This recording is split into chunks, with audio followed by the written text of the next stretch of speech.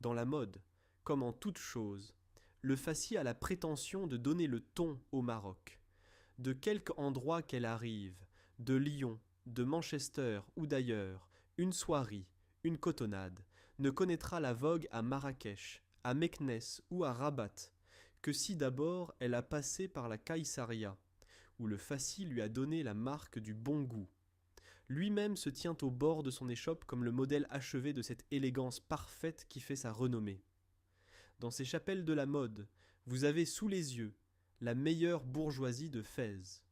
Souvent, ce boutiquier est le fils de quelque grossiste, qui partage le luxe de la maison paternelle, et que son père a installé ici pour apprendre les affaires, en attendant qu'un jour il prenne sa place au fondouk.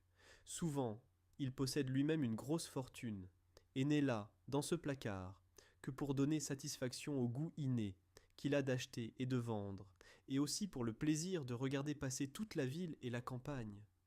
Que ferait-il chez lui? Les criailleries de ces femmes, les disputes de ces négresses, il ne les entend déjà que trop. Et pour remplir le vide des journées, il n'a aucune idée d'un divertissement de l'esprit quel qu'il soit. Tantôt, dans les ruelles de l'immense bazar, une somnolence universelle assoupit tous ces commerçants. C'est l'heure des chapelets, des lectures coraniques, l'heure où un ami vient s'asseoir sur le bord de l'échoppe pour bavarder un moment. Tantôt c'est quand, au contraire, une agitation, une presse, qui fait paraître d'autant plus admirable la placidité des marchands assis dans leurs armoires, au-dessus de ce flot qui glisse devant eux. Soudain, fendant la foule, un gaillard vous bouscule en poussant des cris rauques et brandissant au-dessus de sa tête un lot de babouches enfilées les unes dans les autres, ou des rouleaux de cotonnade ou quelque autre marchandise. Un autre forcené le suit, et un autre encore, qui se fraye rapidement passage dans ce bloc de burnous, où vous pouvez à peine avancer.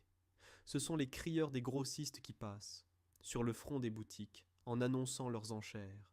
Du fond de leurs placards, les commerçants jettent un chiffre. Le crieur s'arrête un instant, puis reprend sa course et s'écrie.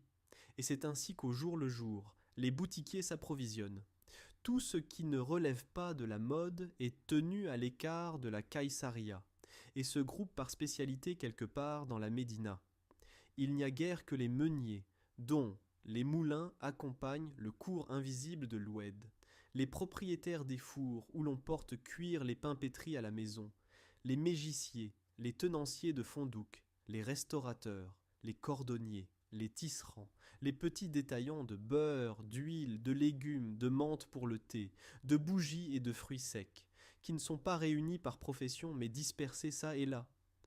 Tous les autres métiers ou commerces, épiciers, chaudronniers, ferblantiers, menuisiers, fabricants de sacoches, traiteurs d'olives, tailleurs, fripiers, fabricants de selles et de bas, rôtisseurs de têtes de mouton, marchands de henné, hacheurs de viande, etc., etc., forment autant d'îlots dans la ville, chacun avec son bruit, son mouvement et son odeur. La variété de ces quartiers, leur pittoresque spécial, le plaisir de passer sans cesse d'un bruit à un autre bruit, d'un silence à un autre silence, de quelque odeur nauséabonde à un délicieux parfum, de l'agitation au repos et du repos à l'agitation, du sale et du gluant à une propreté minutieuse, c'est le charme de la Médina. On ne se fatigue pas d'errer à travers cette activité commerçante ou artisane, qui a quelque chose de naïf, de primitif, de nécessaire, d'une utilité évidente. Le travail se fait devant vous, dans la rue, dans les shops ouvertes, avec une simplicité de moyens et une adresse de la main, qui inspirent autant d'admiration que la machine la plus compliquée, et contentent parfaitement l'esprit.